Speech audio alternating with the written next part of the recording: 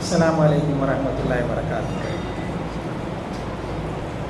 அல்ஹம்துலில்லாஹ் நஹ்மதுஹு வ நஸ்தஈனுஹு வ நஸ்தக்ஃபிருஹு வ நஊது பில்லாஹி மின் ஷுரூரி அன்ஃபுஸினா வ மின் ஸய்யிஆத்தி அமாலினா. மை யஹ்திஹில்லாஹு ஃபலா முதில்ல லஹு வ மை யுضلل ஃபலா ஹாதிய லஹு. வ அஷ்ஹது அன் லா இலாஹ இல்லல்லாஹ் வஹ்தஹு லா ஷரீக லஹு வ அஷ்ஹது அன்ன முஹம்மதன் அப்துஹு வ ரசூலுஹு. அம்மா பஅத். فإن خير الحديث كتاب الله وخير الهدي هدي محمد وشر الأمور محدثاتها وكل محدثة بدعة وكل بدعة ضلالة وكل ضلالة في النار. قال الله تبارك وتعالى في محكمه التنزيل العظيم: أعوذ بالله من الشيطان الرجيم. بسم الله الرحمن الرحيم. يا أيها الناس اتقوا ربكم الذي خلقكم من نفس واحدة وخلق منها زوجها وبث منهما رجالا كثيرا ونساء واتقوا الله الذي تساءلون به والأرحام إن الله كان عليكم رقيبا. يا أيها الذين آمنوا اتقوا الله وقولوا قولا سديدا يصلح لكم أعمالكم ويغفر لكم ذنوبكم ومن يطع الله ورسوله فقد فاز فوزا عظيما. அளவற்ற அருளாளனும் நிகரில்லா பேரன்புடையவனுமாகிய எல்லாம் வல்ல அல்லாஹுவின் பெயர் சொல்லி ஆரம்பம் செய்கின்றேன். அல்லாஹுடைய ஸலவாத்தும் ஸலாமும் நபிகள் நாயகம் ஸல்லல்லாஹு அலைஹி வஸல்லம் அவர்கள் மீதும் அவர்களின் குடும்பத்தார் மீதும் அவர்களின் நல்லற தோழர்களான சஹாபாக்கள் அனைவர் மீதும் உண்டாகட்டுமாக. அல்லாஹுடைய மார்க்கத்தை நபிகள் நாயகம் ஸல்லல்லாஹு அலைஹி வஸல்லம் அவர்கள் வழிமுறை பேணி வாழக்கூடிய எல்லா முஸ்லிம்களுக்கும் அல்லாஹுடைய கடமை நிறைவேற்றி அல்லாஹுடைய இந்த வசனங்களுடைய விளக்கங்களை அறிந்து கொள்வதற்காக அமர்ந்திருக்கின்ற நம் அனைவருக்கும் அந்த அல்லாஹுடைய வற்றா பெருங்கருணை என்றென்றும் நிலவட்டுமா. அன்பிற்குரிய எல்லாம் அல்ல அல்லாஹுவின் நல்லடியார்களே, அருமை பெரியோர்களே, தாய்மார்களே, சகோதர சகோதரிகளே, வழக்கமாக இந்த குர்ஆன் வகுப்பிலே தொடர்ச்சியாக சூரத்துல் ஆராஃப் அந்த அத்தியாயம் தொடர்ச்சியாக இங்கே விளக்கம் சொல்லப்பட்டு வந்து கொண்டிருக்கின்ற நேரத்தில் இன்றைய தினம் அந்த தொடர்ச்சியான அந்த வசனங்களுக்கு பதிலாக எந்த இடத்துல விட்டுருக்காங்கன்னு தெரியறதுனால அவங்க அசர்த்து இன்னைக்கு கொஞ்சம் லேட்டாக போகும்னு சொன்னதுனால நம்ம வந்துட்டோம். அதனால் இன்ஷால்லா தொடர்ச்சியாக அடுத்த வாரத்துலேருந்து அவங்க வந்து தொடர்ச்சியாக செஞ்சுருவாங்க. இப்போ நம்ம இன்றைக்கு பொறுத்த வரைக்கும் புதிசாக ஒரு வசனத்தை நாம் சொல்ல வேண்டியிருக்குது. எல்லாருக்குமே ஒரு தெரிஞ்ச வசனம் தான் சில வசனங்கள். இப்போ நம்ம பார்க்குறோம், நம்ம ரபியுல் அவ்வல் மாதத்தில் இருக்கிறோம். இந்த ரபியுல் மாதத்தை பொறுத்த வரைக்கும் எந்த அளவுக்கு ரசூலுல்லாஹி ஸல்லல்லாஹு அலைஹி வஸல்லம் அவர்களை புகழ்ந்திருக்கிறார்கள், எப்படியெல்லாம் வந்து ரசூலுல்லாவை அந்த பிறந்தநாளை கொண்டாடினாங்களே எல்லாம் நம்ம தெரிஞ்சுதான் வச்சுருக்கிறோம். அந்த நபிகள் நாயகம் ஸல்லல்லாஹு அலைஹி வஸல்லம் அவளை புகழலாமா, அவளை பாராட்டலாமான்னு சொன்னால் யாருமே பாராட்டக்கூடாதுன்னு யாருமே சொல்ல மாட்டாங்க. ரசூலா புகழ்கிறது வந்து தப்பா, ரசூலையை பாராட்டுவது தப்பா, அதெல்லாம் ஒன்றும் கிடையாது. ஏன்னா திருமறை குர்ஆனிலே அல்லாஹ் ஜல்ல ஷானஹு வ தஆலா எப்படி பாராட்ட வேண்டும், நபிகள் நாயகம் ஸல்லல்லாஹு அலைஹி வஸல்லம் அவர்கள் மீது நமக்கு இருக்கக்கூடிய முஹப்பத்தை எப்படி வெளிப்படுத்தணும்லாம் எல்லாம் நமக்கு சொல்லி காட்டுறான். இன்றைக்கி அந்த ஒரு வசனம் தான் இருக்குது. நபிகள் நாயகம் ஸல்லல்லாஹு அலைஹி வஸல்லம் அவர்களை பற்றி அல்லாஹ் சொல்லுகின்ற பொழுது எப்படியெல்லாம் அவள் நீங்கள் பாராட்ட வேண்டும், புகழ வேண்டும், உண்மையான பாராட்டுனா எப்படி, எப்படி புகழ்ச்சினா எப்படி, ஒரே ஒரு வசனத்தில் அல்லாஹ் சொல்கிறான். நிறைய வசனங்கள் இருக்குது ரசூலுல்லாஹ்வை புகழை பற்றி அல்லாஹ் சொல்லக்கூடிய வசனங்கள் நிறைய இருக்குது.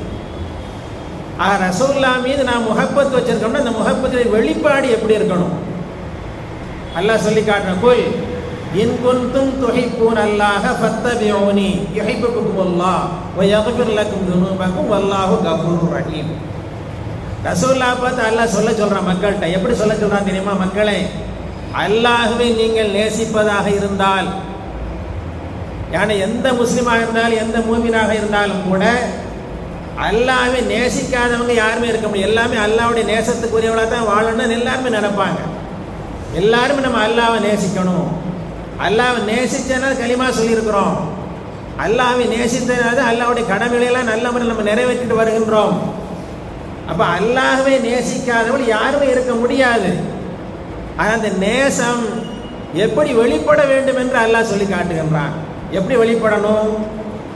ரசூலுல்லாஹ் அப்ப சொல்றான், நபியை நீங்க சொல்லுங்க, இன் குன்தும் துஹிப்பூனல்லாஹ், அல்லாஹ்வை நீங்கள் நேசிப்பவளாக இருந்தால் ஃபத்தபிஊனி, என்னை பின்பற்றுங்கள் என்று மக்கள்கிட்ட போய் சொல்லுங்கிறான். அப்ப ரசூலுல்லாஹ்வை யார் பின்பற்றுகின்றார்களோ அப்பதான் அல்லாஹ் நேசிக்க முடியும். ரசூலுல்லாஹ்வை பொறுத்த வரைக்கும் நாம் வந்து பாடல் பாடிக்கொண்டு பள்ளிவாசலில் உட்கார்ந்துருக்கிறது, வீடுகளில் வந்து மௌலிது என்ற பெயரில் ரசூலுல்லாஹ்வுடைய புகழ் மாலையை பாடுவது மட்டும் ரசூலுல்லாஹ்வுடைய முஹப்பத்தை நாம் அடைந்து விட முடியாது. ரசூலுல்லாஹ்வுடைய ஒவ்வொரு செயலும், நபிகள் நாயகம் ஸல்லல்லாஹு அலைஹி வஸல்லம் பொறுத்த வரைக்கும் அன்னை ஆயிஷா ரலியல்லாஹு அன்ஹா வந்து ஸஅத் இப்னு ஹிஷாம் என்கின்ற ஒரு தாபி, சஹாபாக்களுடைய காலத்துக்கு பின்னால் உள்ள ஆள், ரசூலுல்லாஹ் எல்லாம் மூத்தா போனதுக்கு பிறகு அவர் வர்றார். அன்னை ஆயிஷா ரலியல்லாஹு அன்ஹா வந்து கேட்குறாங்க, யா உம்மல் மூமினீன், மூமினுடைய தாயே, அஹ்பிரீனி பிஹுலிகி ரசூலில்லாஹி ஸல்லல்லாஹு அலைஹி வஸல்லம், நபிகள் நாயகம் ஸல்லல்லாஹு அலைஹி வஸல்லம் அந்த குணத்தை பற்றி, அந்த குணம் எப்படி இருந்துச்சுங்கிறத எங்களுக்கு நீங்கள் சொல்லுங்களேங்கிறாங்க. ஆயிஷாட்ட வந்து கேட்குறாங்க, ரசூலுல்லாஹ்வுடைய குணம் எப்படி இருந்துச்சு? அஹ்பிரீனி பிஹுலிகி ரசூலில்லாஹி ஸல்லல்லாஹு அலைஹி வஸல்லம், ரசூலுல்லாஹ்வுடைய குணம் எப்படி இருக்குன்னு எங்களுக்கு நீங்கள் சொல்லித்தாங்கன்னு சொல்ல அன்னை ஆயிஷா ரலியல்லாஹு அன்ஹா ஒரே வார்த்தையில் சொன்னார்கள், கான ஹுலுகுஹு அல் குர்ஆன். ரசூலுல்லாஹ்வுடைய குணம் எப்படி இருந்துச்சு தெரியுமா? முழு குர்ஆன் அதுதான். சொல்லிட்டு சொன்னாங்க, அத்தக்ரவுல் குர்ஆன் கௌலல்லாஹி அஸ்ஸ வஜல் வ இன்னக லஅலா ஹுலுகின் அலீம். குர்ஆன் அல்லாஹ் சொல்றானே ரசூலுல்லாஹ் பற்றி, நீங்கள் மகத்தான குணத்தில் இருக்குன்னு குர்ஆன் அல்லாஹ் சொல்றானே, அதை நீ படிச்சு பார்க்கலையான்னு கேட்குறாங்க. அப்ப நபிகள் நாயகம் ஸல்லல்லாஹு அலைஹி வஸல்லம் பொறுத்தவரை குர்ஆனாகவே வாழ்ந்தார்கள். அப்ப நபிகள் நாயகம் ஸல்லல்லாஹு அலைஹி வஸல்லம் அவர்களை நேசிப்பதாக இருந்தால் பாடலை பாடுவது மட்டுமே நேசிப்பதாக இருக்க முடியாது. ரசூலுல்லாஹ்வுடைய புகழெல்லாம் தான் நாங்கள் பாடுறோம், புகழைத்தானே சொல்லிக்கிட்டு இருக்கிறோம். புகழை சொல்வது மட்டும் ரசூலுல்லாஹ் பின்பற்றுவது ஆகாது. ஒவ்வொரு செயலிலும் ரசூலுல்லாஹ்வுடைய குணத்தை ஒவ்வொரு நாளும் ரசூலுல்லாஹ்வை பற்றி புகழ்ந்து கொண்டே இருக்க வேண்டும். ரசூலுல்லாஹ்வை பற்றி ஒவ்வொரு நாளும் சொல்லிக்கொண்டே இருக்கணும், மக்களுக்கு மத்திய கொண்டு சேர்த்து கொண்டே இருக்கணும். ரசூலுல்லாஹ்வுடைய நபிகள் நாயகம் ஸல்லல்லாஹு அலைஹி வஸல்லம் வாழ்க்கை இருக்குது, அவங்க ரசூலுல்லாஹ் ஆவறதுக்கு முன்னாடி உள்ள வாழ்க்கை இருக்குது, ரசூலுல்லாஹ் ஆனதுக்கு பிறகு உண்டான வாழ்க்கை இருக்குது. எந்த வித்தியாசமும் கிடையாது. ஒரு சம்பவத்தை எல்லாருமே நல்லா நம்ம வந்து புரிஞ்சு வச்சிருக்கிறோம். எல்லாருக்குமே தெரிஞ்ச ஒரு விஷயம், இந்த குர்ஆன் இறங்குதுங்கள்ல, இந்த குர்ஆன் இறங்கிய வரலாறு எல்லாருமே நல்லா விளங்கி வச்சிருக்கிறோம். நபிகள் நாயகம் ஸல்லல்லாஹு அலைஹி வஸல்லம் ஹிரா கோயிலில் தங்கி இருக்கிறாங்க. பிறகு அன்னை ஹதீஜா ரலியல்லாஹு அன்ஹா சாப்பாடெல்லாம் கொண்டு கொடுப்பாங்க. 40 நாளில் ஒரு வானவர் வருகின்றார், கருப்பு தோற்றத்தில் வரார். வானவர்னு தெரியாது. நபிகள் நாயகம் ஸல்லல்லாஹு அலைஹி வஸல்லம் ஓதுங்கன்னு சொல்கிறாங்க, ஓத தெரியாது. நபி காரிங்கிறாங்க, எனக்கு ஓத தெரியாதுன்றாங்க, எனக்கு ஓத தெரியாது. அப்போ 3 முறை இருக கட்டி அதை நெஞ்சுக்கூடிய அந்த இதெல்லாம் வலாவெல்லாம் முறிகிற மாதிரி இருக்க கட்டி பிறகு சில வசனங்களை ஓதுறாரு. இக்ரா பிஸ்மி ரப்பிக்கல் லதீ ஹலக் ஹலக்கல் இன்சான மின் அலக் இக்ரா வ ரப்புக்கல் அக்ரம் அல்லதி அல்லம பில் கலம் அல்லமல் இன்சான மா லம் யஅலம். நல்லா தெரிஞ்சு வச்சிருக்கிறோம் நம்ம. இந்த வசனங்கள்லாம் இறக்கப்படுது. நபிகள் நாயகம் ஸல்லல்லாஹு அலைஹி வஸல்லம் அவர்கள் வந்தது யாருன்னு தெரியாது, சொன்ன செய்தி என்னன்னு தெரியாது, எதுக்கு இப்படி வந்திருக்குன்னு தெரியாது. அங்கேருந்து ஓடி வராங்க இருட்டு. கதீஜா ரலியல்லாஹு அன்ஹா சொல்றாங்க, சம்மிலூனிங்கிறான், போர்த்துங்க, எனக்கு எடுத்து போத்துங்கன்ட்டு. அதுக்கப்புறம் புலம்புறாங்க, என்ன ஆச்சுன்னு தெரியலையே, ஏன் எனக்கு இப்படி ஆயிடுச்சு, நான் அப்படி தப்பு பண்ணலையே, எனக்கு என்ன ஆயிடுச்சுன்னு தெரியலையேன்னு புலம்புறாங்க. அப்பொழுது நபிகள் நாயகம் ஸல்லல்லாஹு அலைஹி வஸல்லம் பார்த்து அன்னை ஹதீஜா ரலியல்லாஹு அன்ஹா அவர்கள் சொன்ன விஷயம், ரசூலுல்லாஹ் வந்து நபியாக அனுப்பப்படுவதற்கு முன்பாக ரசூலுல்லாஹ்வுடைய குணம் எப்படி இருக்குது அப்படிங்கிறத அன்னை ஹதீஜா ரலியல்லாஹு அன்ஹா அவர்கள் ரசூலுல்லாஹ்ட்ட சொல்றாங்க. மா யுஹ்ஸி வல்லாஹி மா யுஹ்ஸிக அல்லாஹு அபதா, அல்லாஹ் உங்களை ஒரு காலமும் இழிவுபடுத்த மாட்டான். அல்லாஹ் சத்தியமா சொல்றேன், வல்லாஹி மா யுஹ்ஸிக அல்லாஹு அபதா, அல்லாஹ்வின் மீது சத்தியமாக அல்லாஹ் உங்களை ஒரு காலமும் இழிவுபடுத்த மாட்டான். ஏன் இனி பயப்படுறீங்க? சொல்றாங்க, ஏன் தெரியுமா? இன்னக தஸிலுர் ரஹீம், இன்னக தஸிலுர் ரஹீம், நீங்கள் உறவினரோடு இணக்கமாக வாழ்கின்றீர்கள். வதஹ்மிலுல் கல், யாரு சிரமப்படுகின்றார்கள் சிரமத்தை எல்லாம் நீங்கள் தாங்கிக் கொண்டிருக்கின்றீர்கள். வதக்ஸிபில் மஅதூம், அதே மாதிரி ஏழைகளுக்காக நீங்கள் உழைத்துக் கொண்டிருக்கின்றீர்கள். வதக்ரில் லைஃப், விருந்தினர்களுக்கு கண்ணியம் கொடுக்கின்றீர்கள். வதுஈனு அலா நவாயிபில் ஹக், சத்திய சோதனையில் யாரெல்லாம் இருக்கின்றார்களோ அந்த சோதனை இருக்கக்கூடிய அத்தனை பேருக்கும் நீ உதவி செஞ்சுக்கிட்டு இருக்கிறீங்க. எப்போ இது? நபிகள் நாயகம் ஸல்லல்லாஹு அலைஹி வஸல்லம் அவர்கள் நபியா அனுப்பப்படுவதற்கு முன்பாக நடந்த விஷயத்தை எல்லாம் சொல்லி காட்டுறாங்க. நபிகள் நாயகம் ஸல்லல்லாஹு அலைஹி வஸல்லம் அவர்களை பொறுத்த வரைக்கும் இயல்பாகவே சிரமப்படக்கூடியவங்களை பார்த்தா சும்மா இருக்க மாட்டாங்க, சிரமத்தை அவங்க தாங்குவாங்க. உறவினர் எல்லாம் துண்டித்து வாழக்கூடிய சமுதாயத்தில் உறவினோடு இணக்கமாக வாழ்ந்தார்கள். அப்ப அந்த மாதிரி பண்பு இருக்கக்கூடியவங்களுக்கு அல்லாஹ் இழிவை தர மாட்டாங்க. இது நபிகள் நாயகம் ஸல்லல்லாஹு அலைஹி வஸல்லம் அவர்களுக்கு நபியாக அவர் தேர்ந்தெடுப்பது முன்பாக உள்ள விஷயம். ரசூல் அப்ப கூட தெரியாது தான் நபிங்கிறத. இதுதான் ஒண்ணு. நபிகள் நாயகம் ஸல்லல்லாஹு அலைஹி வஸல்லம் நபியா அனுப்பப்பட்டதற்கு பிறகு நடந்த சம்பவம். ரசூல்லா மக்காவில் வாழ்ந்தார்கள். கிட்டத்தட்ட அதை ஹிஜ்ரா என்பதற்கு முன்பாகவே நபிகள் நாயகம் ஸல்லல்லாஹு அலைஹி வஸல்லம் அவர்களை பொறுத்த வரைக்கும் நபியாக 10 ஆண்டுகள், 40 ஆண்டு நபி இல்ல 10 ஆண்டு நபியாக மக்காவில் வாழ்ந்தார்கள். அதற்கு பிறகு ஹிஜ்ரத்து போயிட்டாங்க, மதீனாவுக்கு போறாங்க. மதீனாவுக்கு போனதற்கு பிறகு ஹிஜ்ரத்து 6ஆம் ஆண்டு ஒரு சம்பவம் நடக்குது. நான் ரொம்ப சுருக்கமா சொல்றேன். ஹிஜ்ரி 6ஆம் ஆண்டு ஒரு சம்பவம் நடக்குது. அபூ சுஃபியான் அவர்கள், அது அவர் பக்கத்து குறைஷியா இருக்கார், இஸ்லாத்தை சேரல. அப்போ அபூ சுஃபியான் போய் இஸ்லாத்தை சேராதவர். அவர் ஒரு விஷயத்தை சொல்கின்றார்.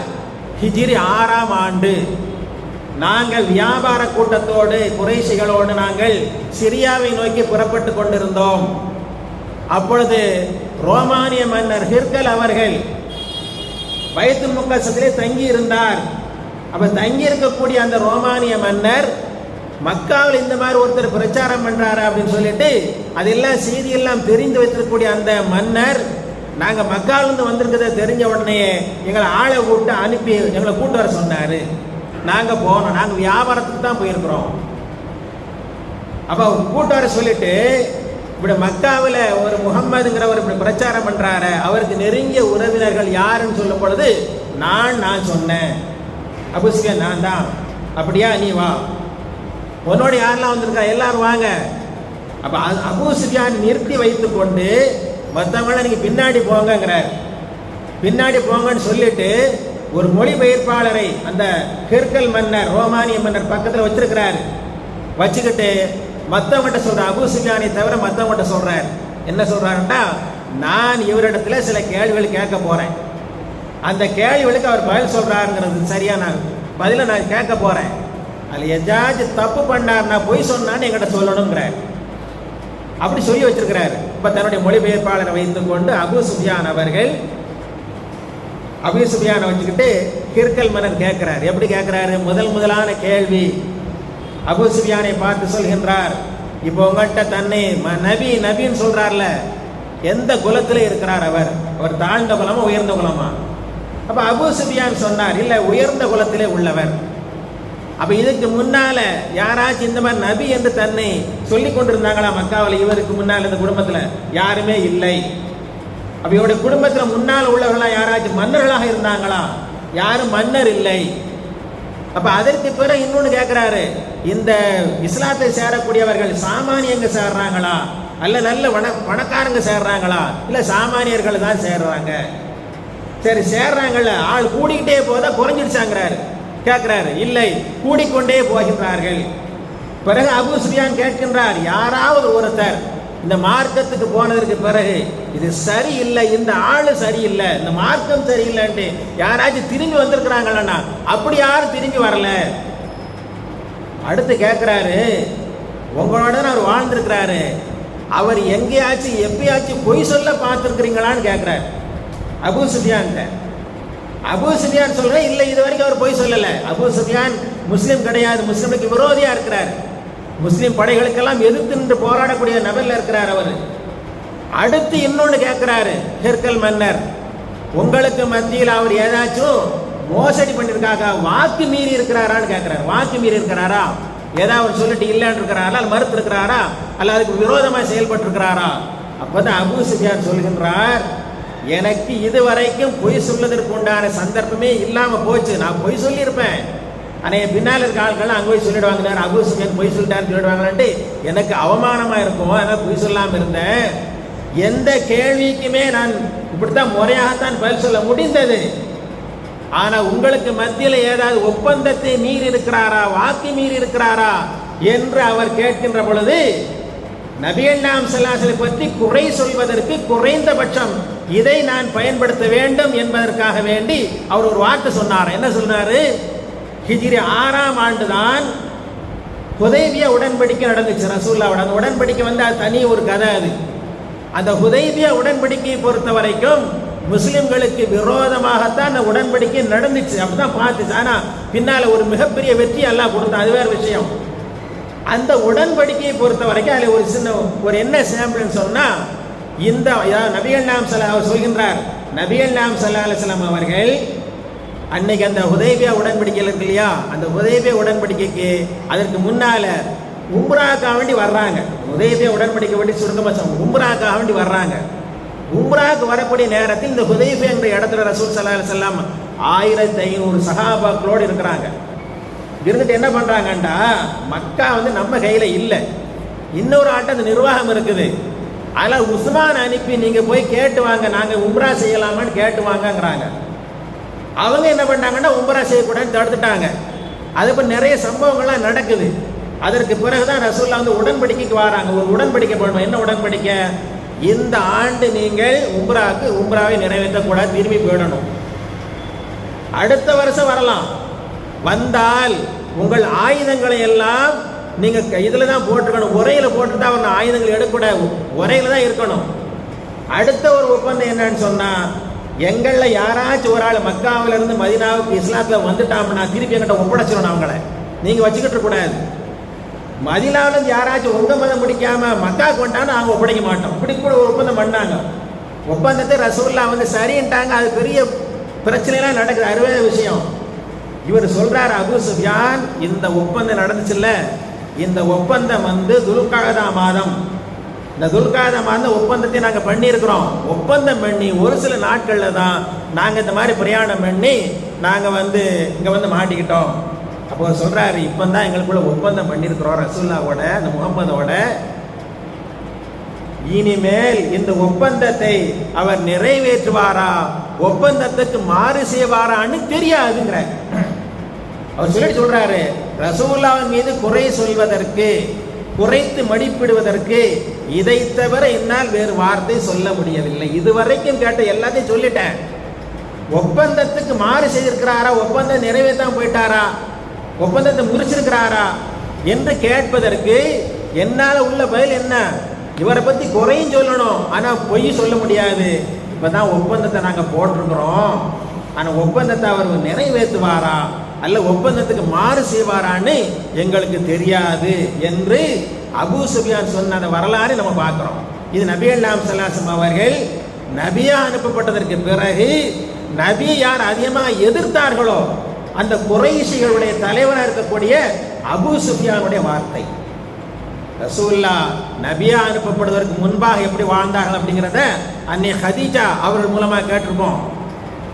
நபிகள் நாயகம் ஸல்லல்லாஹு அலைஹி வஸல்லம் நபியா ஆனதுக்கு பிறகு எப்படி வாழ்ந்தார்கள் என்பதையும், அபூ சுஃபியான் போன்ற ரசூலுல்லாஹ்வுக்கு எதிரியாக வாழ்ந்தவர்கள் கூட நபிகள் நாயகம் ஸல்லல்லாஹு அலைஹி வஸல்லம் அவர்களை எந்த விதத்திலும் குறை சொல்ல முடியாத ஒரு வாழ்க்கையை தான் நபிகள் நாயகம் ஸல்லல்லாஹு அலைஹி வஸல்லம் வாழ்ந்து காட்டினார்கள். அப்போ நம்மை பொறுத்த வரைக்கும் ரசூலுல்லாஹ்வை நாம் நேசிக்கின்றோம், ரசூலுல்லாஹ்வை நாம் பாராட்டுகின்றோம் என்று சொன்னால் பாடலோடு மட்டுமல்லாமல் அல்ல புகழோடு மட்டுமல்லாமல் நபிகள் நாயகம் ஸல்லல்லாஹு அலைஹி வஸல்லம் அவர்கள் செய்திருக்கக்கூடிய ஒவ்வொரு செயல்களையும் எதையெல்லாம் மார்க்கமாக நமக்கு காட்டினார்களோ அத்தனை விஷயங்களிலும் நபிகள் நாயகம் ஸல்லல்லாஹு அலைஹி வஸல்லம் பின்பற்றினால்தான் அல்லாஹ்வுடைய முஹப்பத் கிடைக்கும் என்பதை நாம் புரிந்து கொண்டு வல்ல அல்லாஹ் ஜல்ல ஷானஹு எதை நமக்கு சொல்லி காட்டுகின்றானோ அந்த முஹப்பத் நிறைந்த மக்களாக அல்லாஹ்வை நேசிப்பதாக இருந்தால் நபிகள் நாயகம் ஸல்லல்லாஹு அலைஹி வஸல்லம் அவர்களை முழுமையாக பின்பற்றி வாழக்கூடிய நல்ல அந்த பாக்கியத்தை வல்ல அல்லாஹ் ஜல்ல ஷானஹு வ தஆலா நம் அனைவருக்கும் வழங்குவானாக. வாஹிர் தவானா அல்ஹம்துலில்லாஹி ரப்பில் ஆலமீன். சுப்ஹானக அல்லாஹும்ம வ பிஹம்திக அஷ்ஹது அல்லா இலாஹா இல்லா அன்த அஸ்தக்ஃபிருக வ அத்தூபு இலைக்.